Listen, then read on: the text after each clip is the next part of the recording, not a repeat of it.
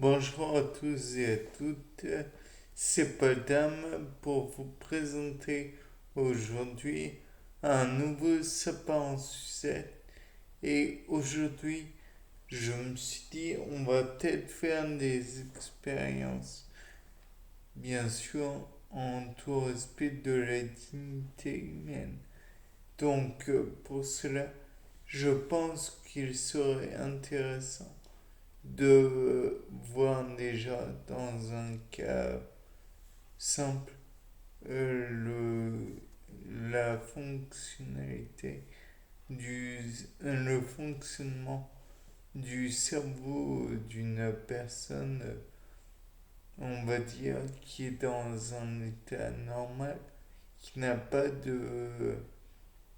d'antécédent avec la maladie d'Alzheimer, qui n'a pas de parents avec la maladie d'Alzheimer, enfin, qui n'a aucun problème de ce côté-là.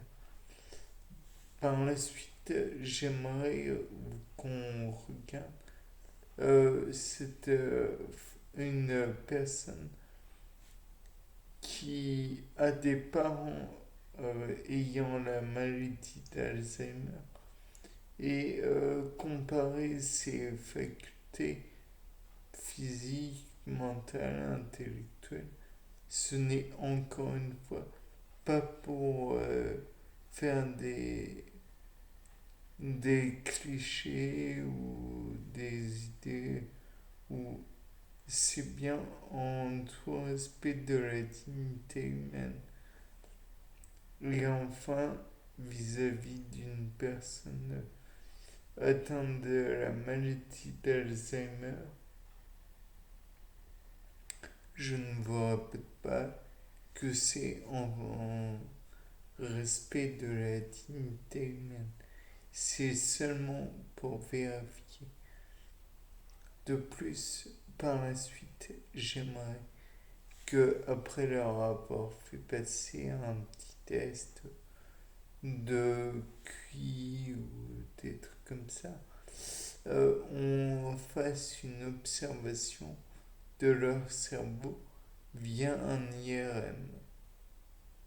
De là, je pense que ce n'est pas trop difficile, du moins j'espère. Un IRM-F, donc imagerie par résonance magnétique fonctionnelle, si je me rappelle bien,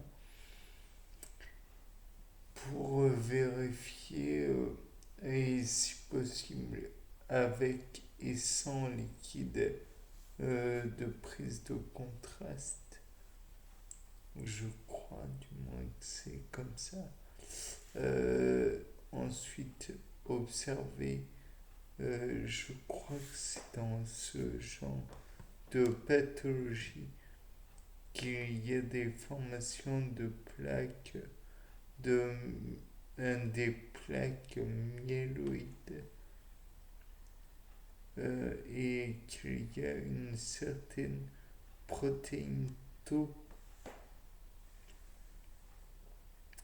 qui est mise en avant, mais pas dans le bon sens.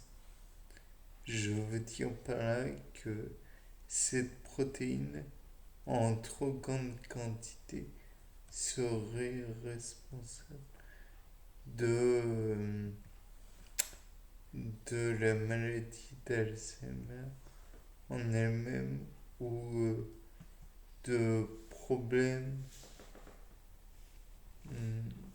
avant. Non, en fait, je viens de réfléchir. Ce n'est pas que la protéine tau en elle-même est mauvaise. Dans le cas de la maladie d'Alzheimer, en fait, c'est que la protéine tau est elle-même altérée et que cela produit donc des éléments qui sont nocifs et qui se propagent de neurone en neurone.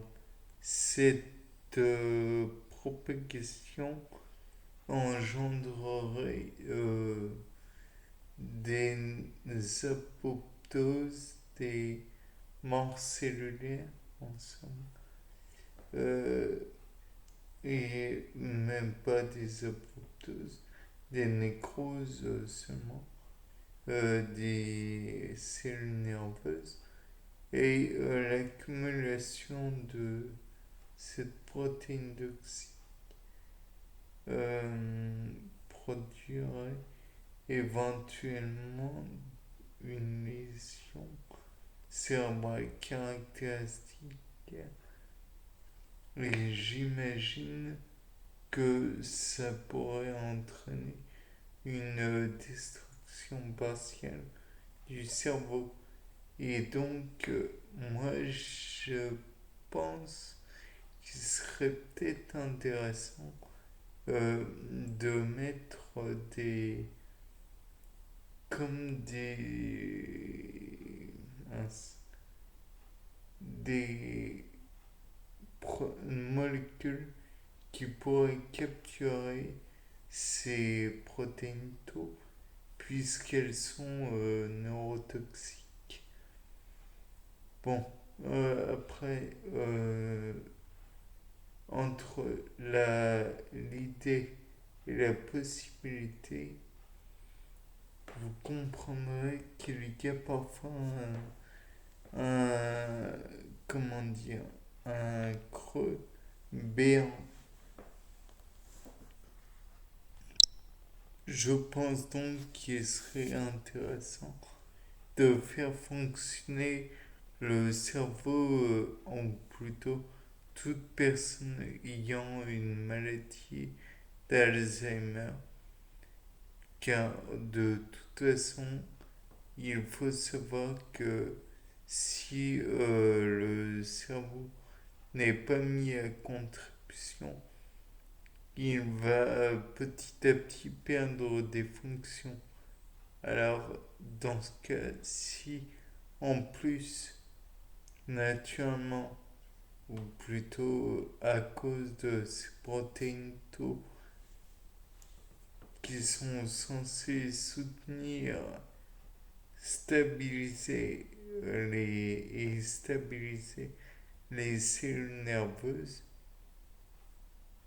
euh, qui ne font pas leur boulot, donc euh, vous comprendrez qu'il faut absolument prendre soin du cerveau et le mettre à contribution de toutes les manières possibles et imaginables. Stimuler la personne de toutes les façons possibles. Bien, sur ce, c'était Paul Dame. Au revoir.